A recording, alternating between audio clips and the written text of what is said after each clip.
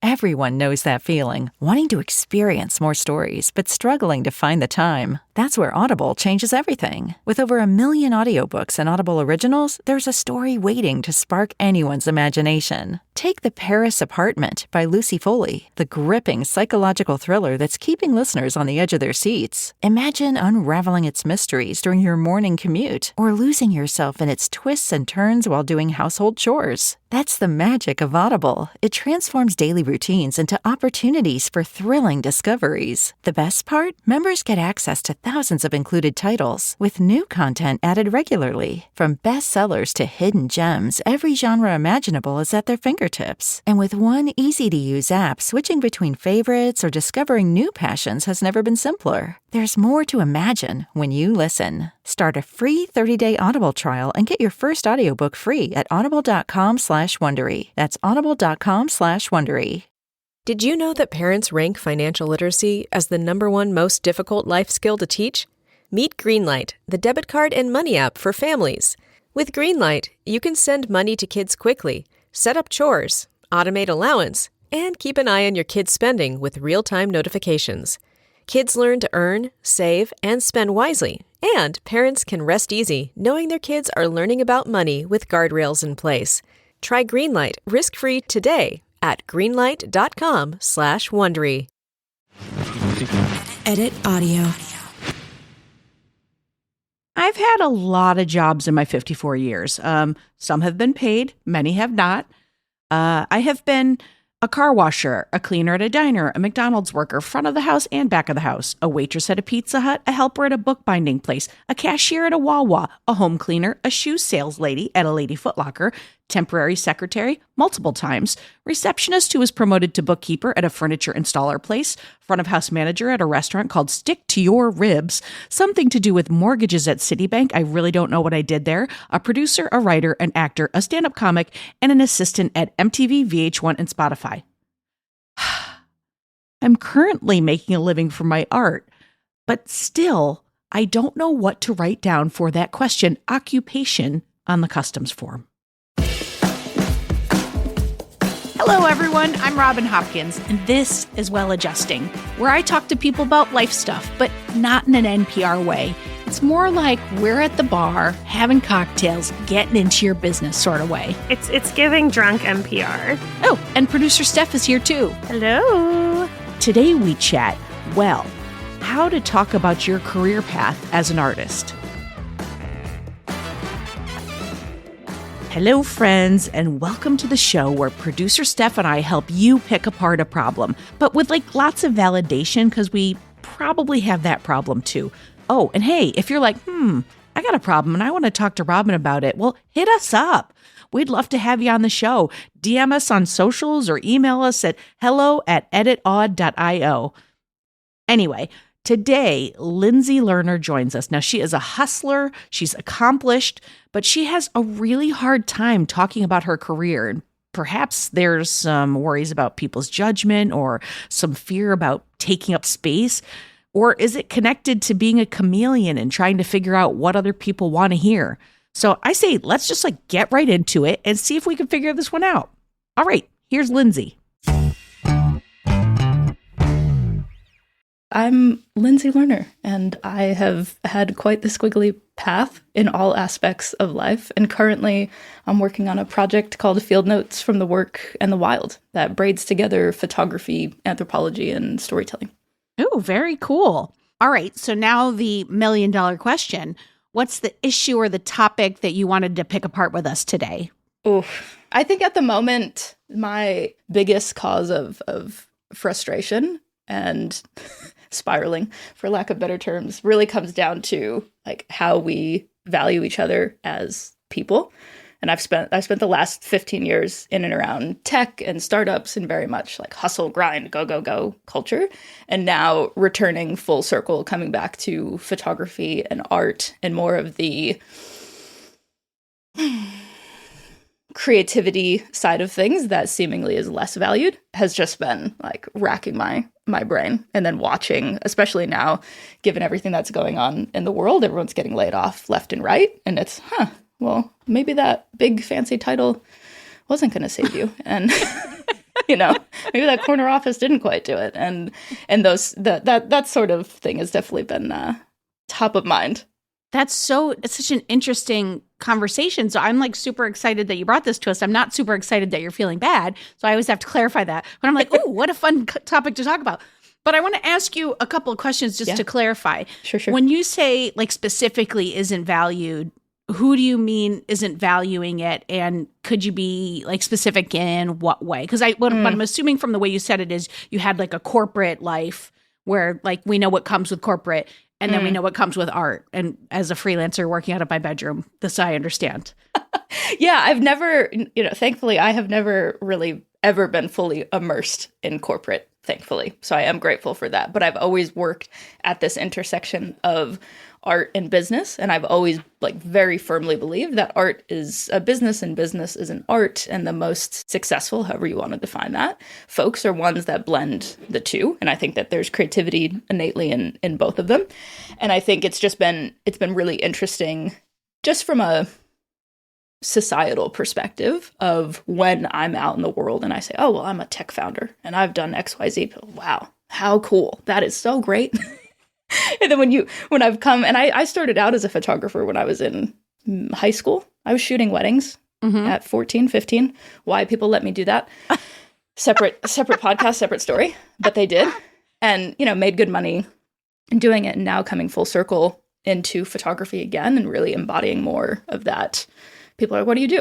And I'll just to mostly fuck with people. I'm like, I'm an artist. And I just love seeing like the entire shift in demeanor. And they're like, wow, but I thought that you were doing and the thing. I thought you were a tech founder. Weird. Okay. And I'm like, well, to be honest with you, I'm making way more money now than I ever was as a tech founder. So plot twist. So you're making more money now than you did before. So that is a good thing. Is it more just about like the judgment from people? Yeah, I think it's more of just like the broader view of it. Like why are we not able to define success on our own terms? And so why is it that some positions are ranked higher than other? Like, why is it even a hierarchy? Again, this is way more existential than anything that I had said in our email. That's okay. That's okay. Well, I guess what I'm looking for, like, I want to talk about like how it impacts you personally and how you like where it shows up for you.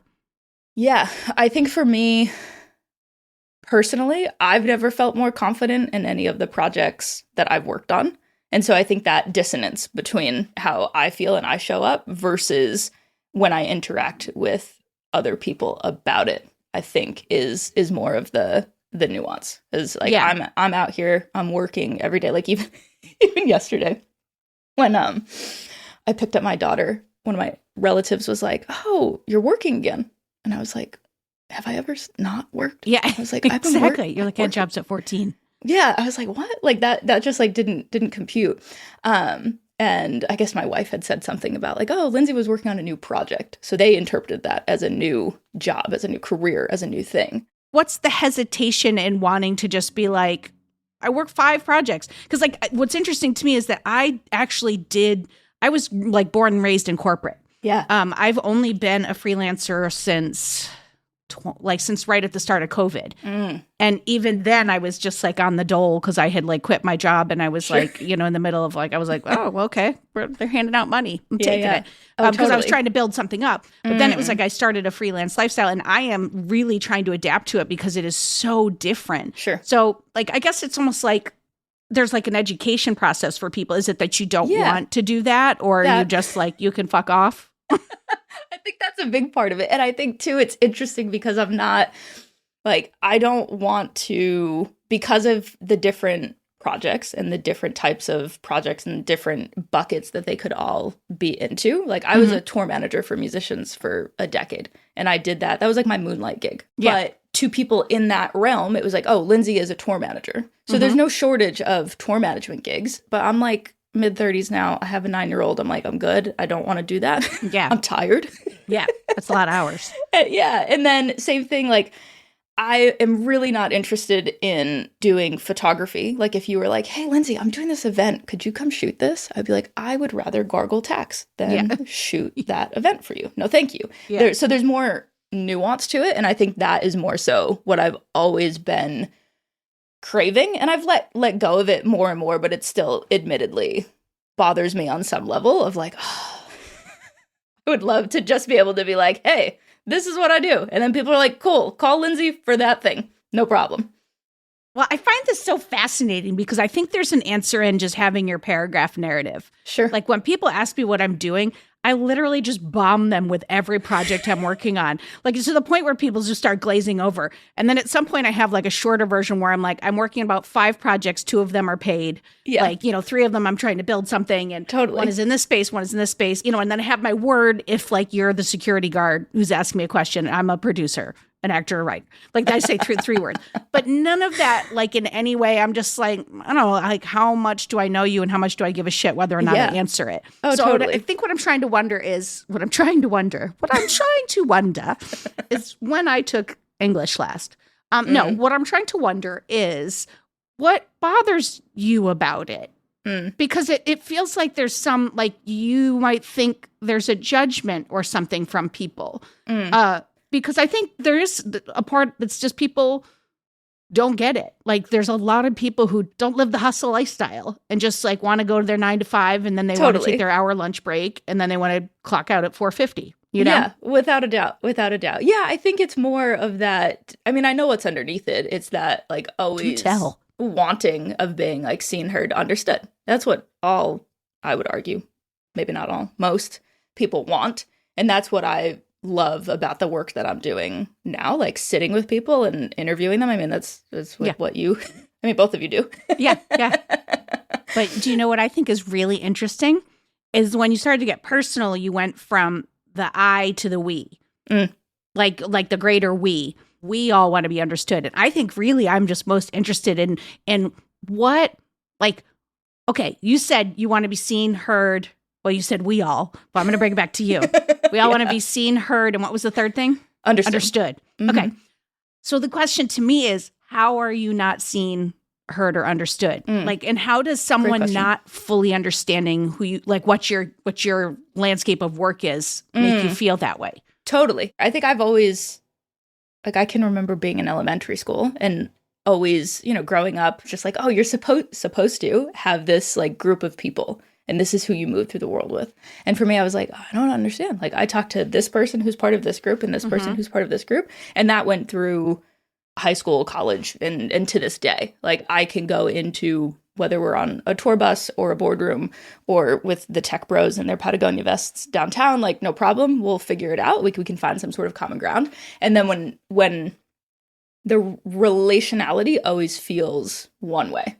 Unless there's like those far and few between people. Do you mean like they don't, like, because they also know you're a tour manager and you're in a boardroom, you feel like they're not taking you seriously because you're not 100% in a boardroom because you're doing all these other things? I think that's one layer of it. The other is like sometimes they might not even know about tech or touring or whatever, and I can yap my way through whatever needs to be yapped through and speak the language. But there's very few people that I have met that have spoken, I think, the language that I am speaking with in that way.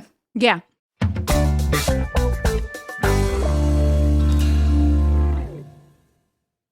I have a really similar career history in that, like, I was an assistant and then I was writing on shows and I started off as a stand-up and then I went to acting school and then I started podcasting and then I started producing my own work and I was doing all of those things and everyone always wants to say to me, like, what's the one thing you want to do? And I'm like, all of it.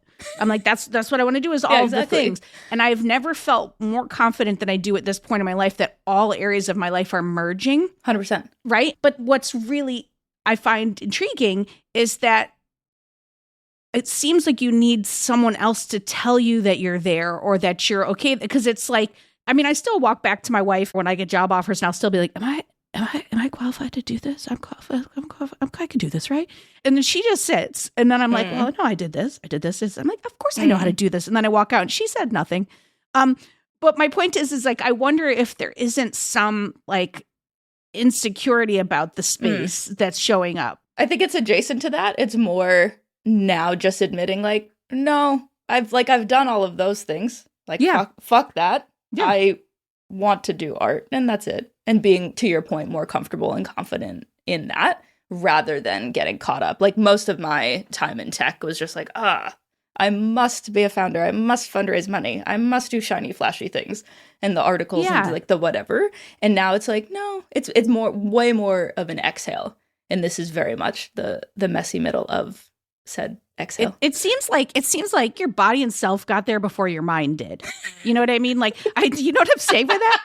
Like, because I do, because typically it's the opposite. And that is what is hilarious. And therefore then causes the spiral. And it's funny because it's like, I was doing all these things like, you know, I'm an actor, and then I would never claim it. And the first time I did The Artist Way, like everybody in season 1 heard me talk about The Artist Way 700 times because I did it 700 times. But the first time I did it, the only thing I walked away with, other than I had an idea for a book, was claiming I'm an artist. And that was really difficult to say. And it seems like there's just something that's holding you back from just being like, that's who I am. And like when you do say I'm an artist, you're doing it almost as like a fuck you, but you're not buying into it quite yet.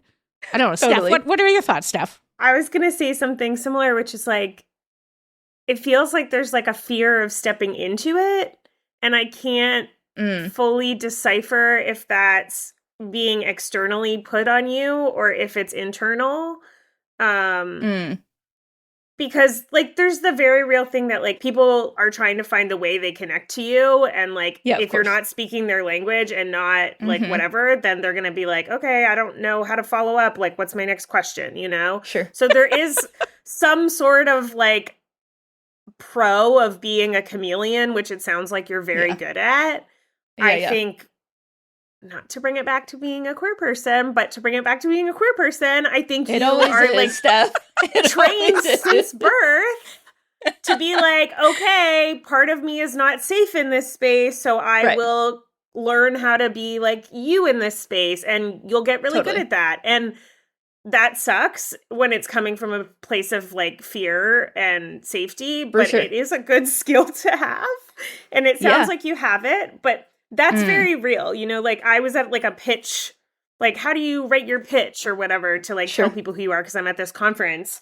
And I'm like, well, who are the people I'm pitching? I can't just have like a generic pitch, you know? Like I'm like, who the fuck am I talking to? Like, are they gay? Are they straight? Are they in tech? Are they in VC? Like, I don't know how to like, and I don't think that everyone thinks that way. I think people think like, okay, this is what I do, and other people will perceive it and then decide how to figure it out.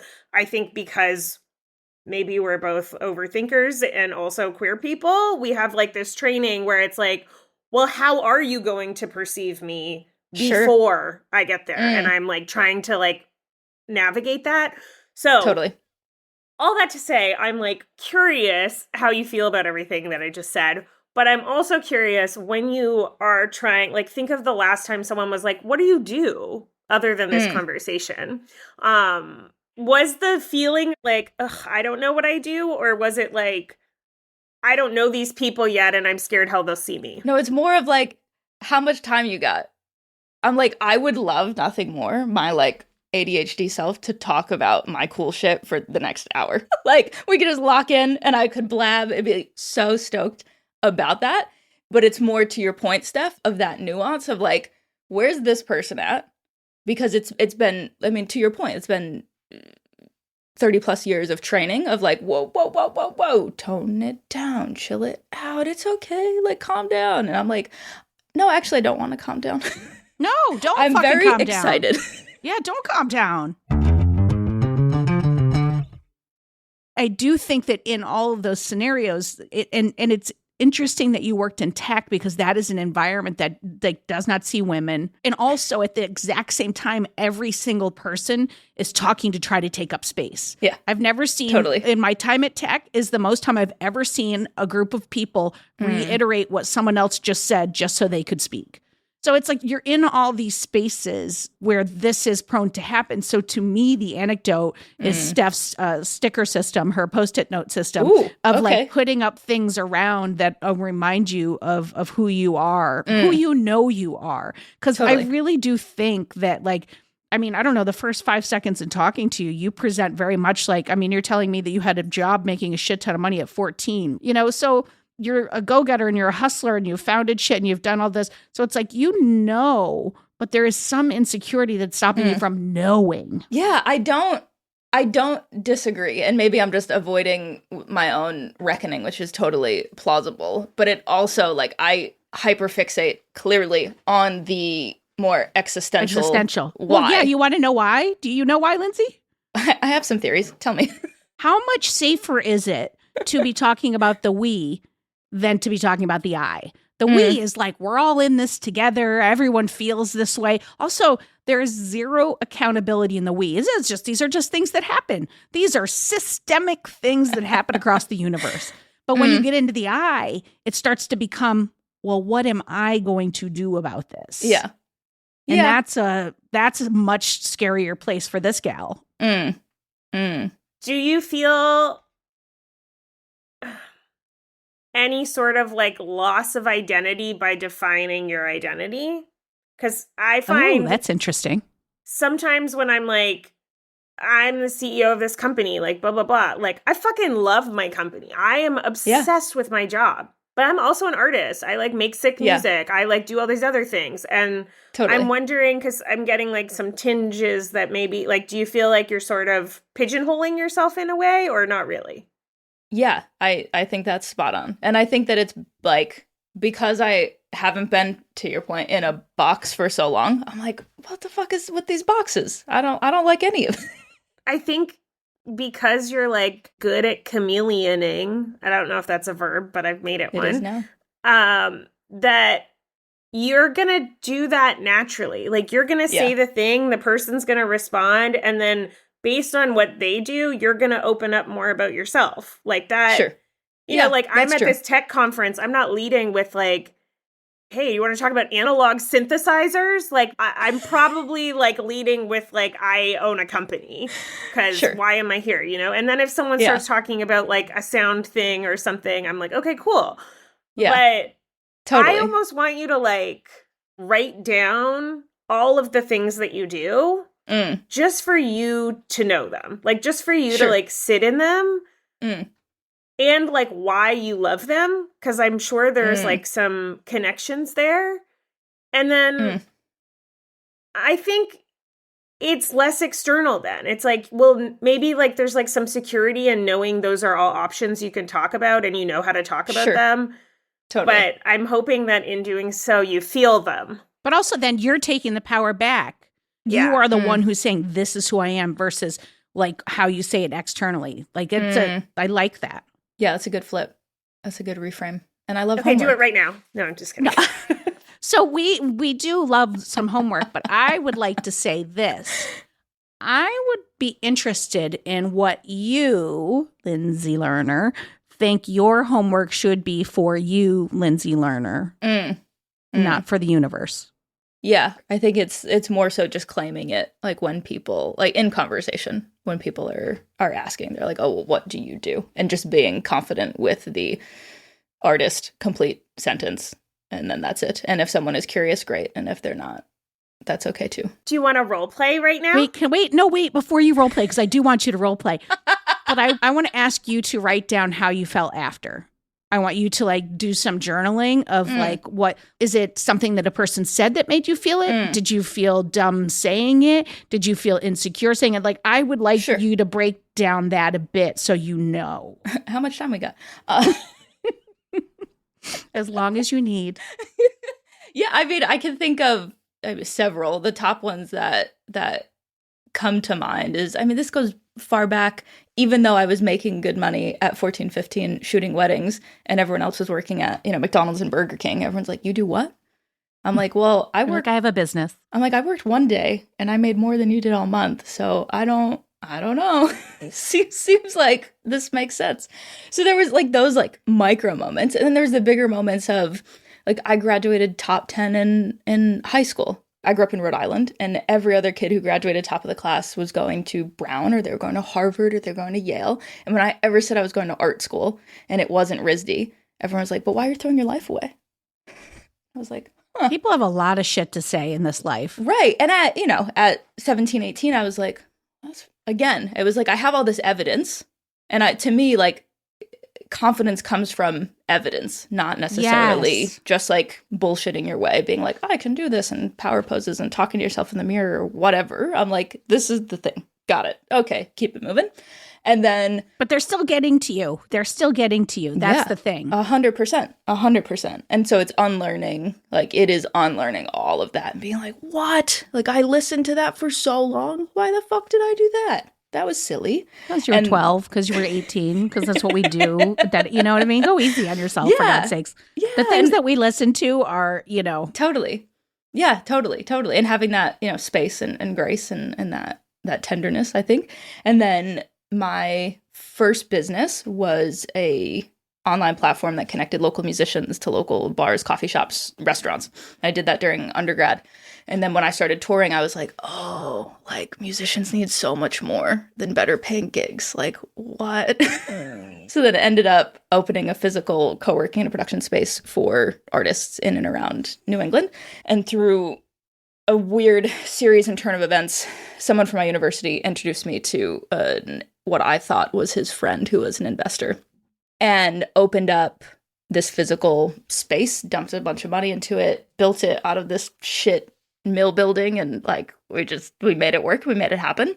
And then he decided to be inappropriate the day before launch. And then the day of launch, he showed up completely just drunk as shit. And that was a whole debacle. And then after that, it ended in like 10 months of sexual harassment litigation and had to shut the business down, and like everything went sideways. And so I think it's, admittedly, a lot of that has been all wrapped up in all future projects until now. And so this is really the first time where it's like, okay, like we're going to do our own thing again. Because I've spent the last 5 years building everyone else's products, services, businesses. Like doing the thing and executing is not an issue. But doing my own thing is now the issue. How long ago was that? That was 5 years ago? Yeah. Okay. So, I mean, maybe like that's a lot.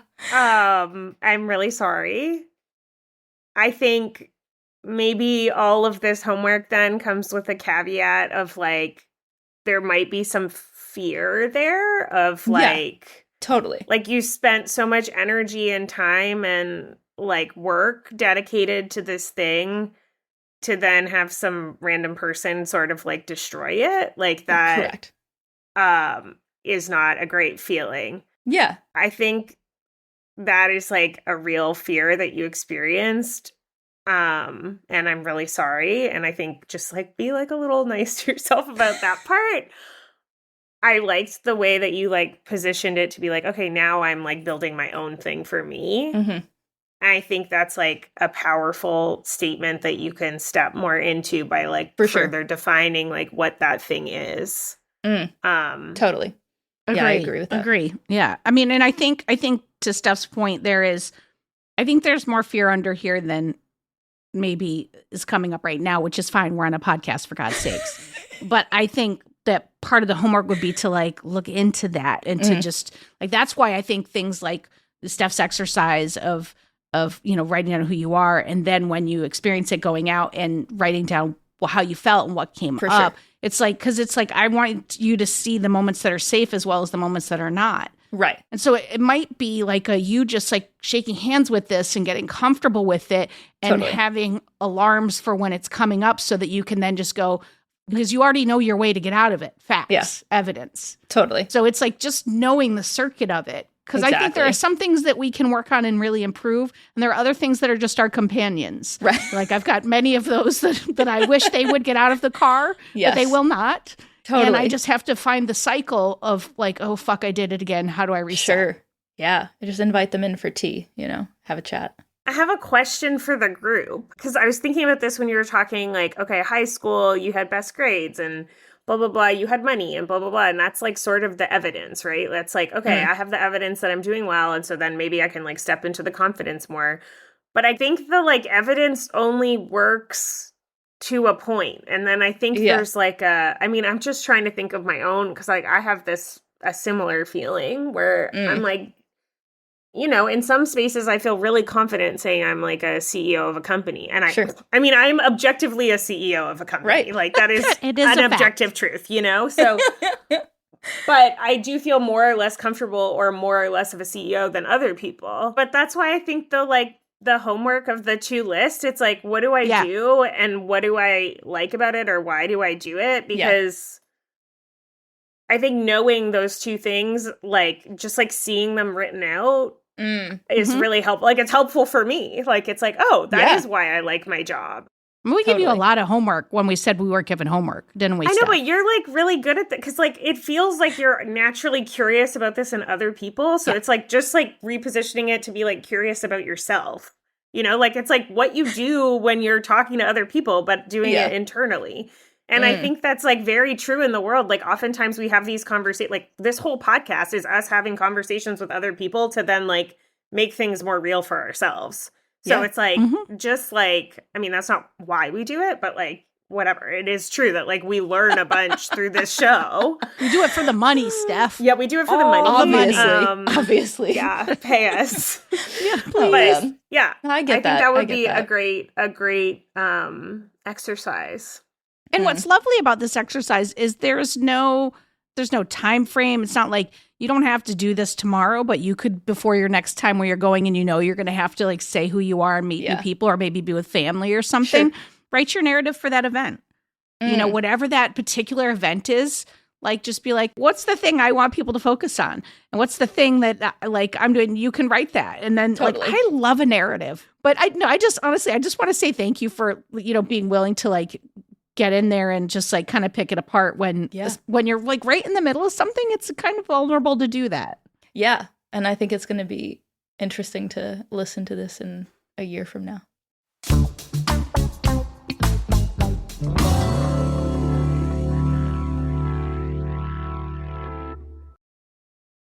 So that was a great chat, right? But if you are an astute listener, and I know you are, you noticed that somewhere in the middle of that interview, Steph squealed out, "Ooh, let's role play." But then we got completely off track like we do. Well, I am here to tell you that we did, in fact, make Lindsey role play, and you got to hear it.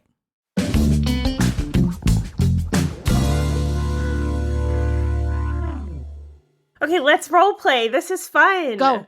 Okay, Steph. so let's first we need a character. Are you like, do you have like a weird aunt? Yeah, I want to do 2 characters. So now I'm Uncle Ted. And he is I don't know. Wait, can I be your wife? And I'll be like, oh my God, be like I'm the one who says the microaggressions. What's your character? I'm going to be Uncle Ted. I'm like, 68.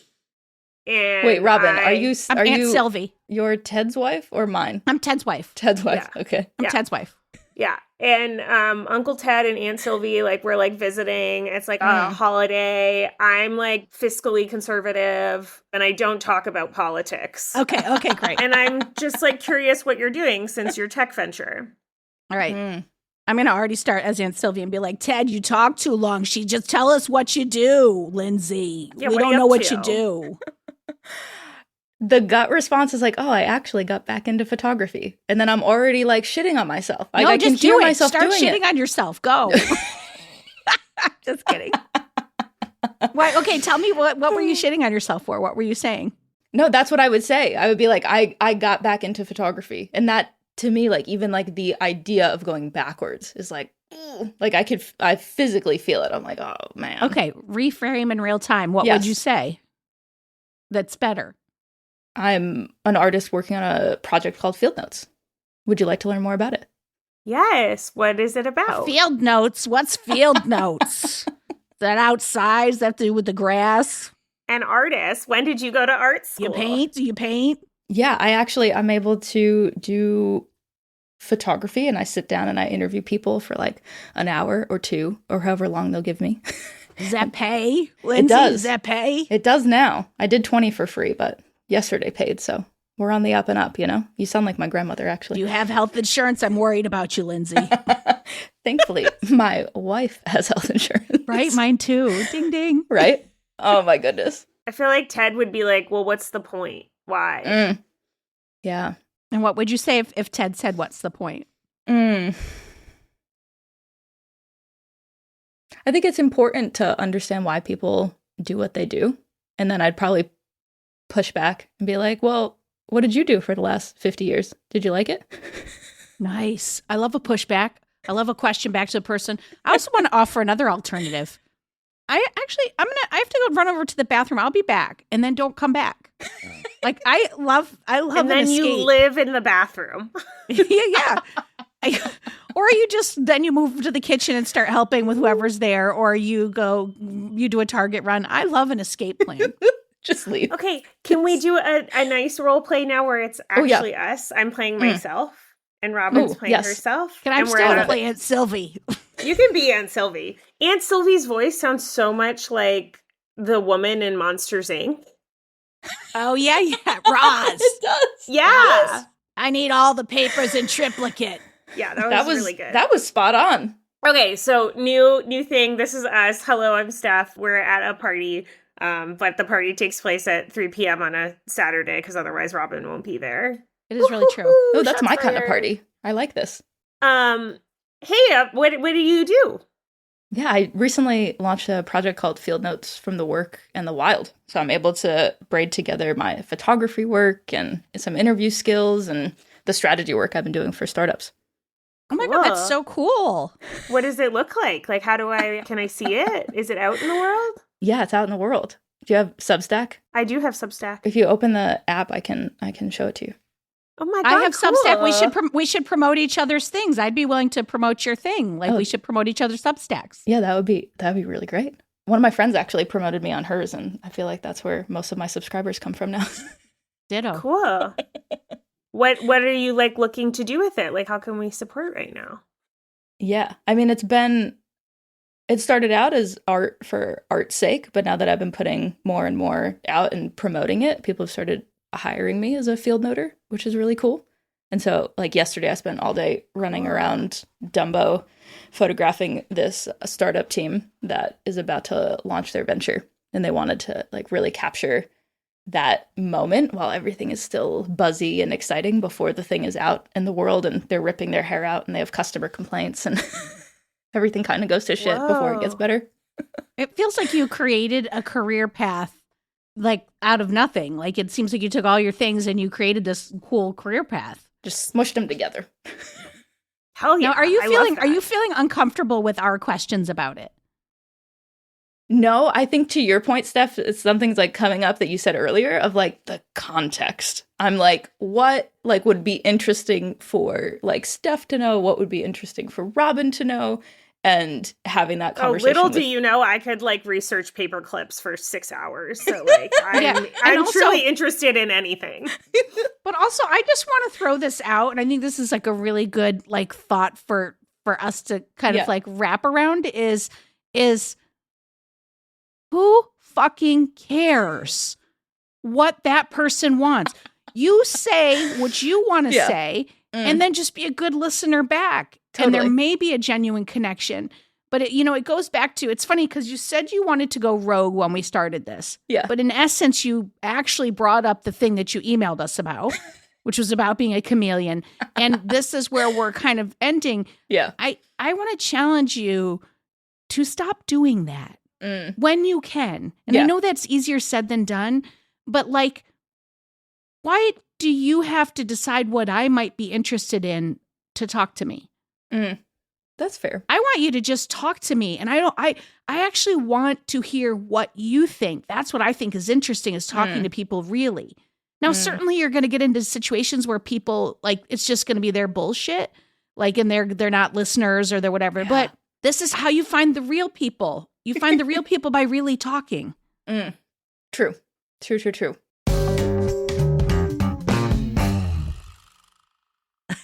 Okay. I mean, do we or do we not just love a role play? I mean, I absolutely do.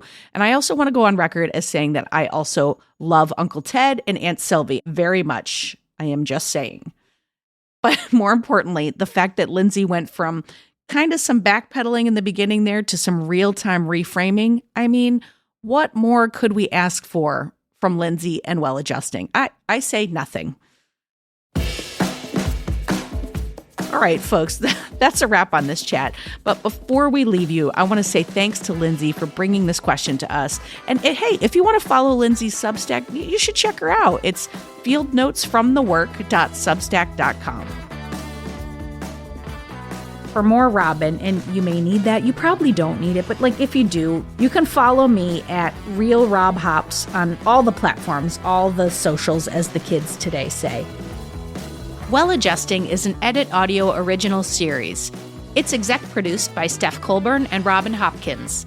Our producer and editor is Maria Passingham, and our production manager is Kathleen Speckert. Thank you to the entire Edit Audio team and to you for listening.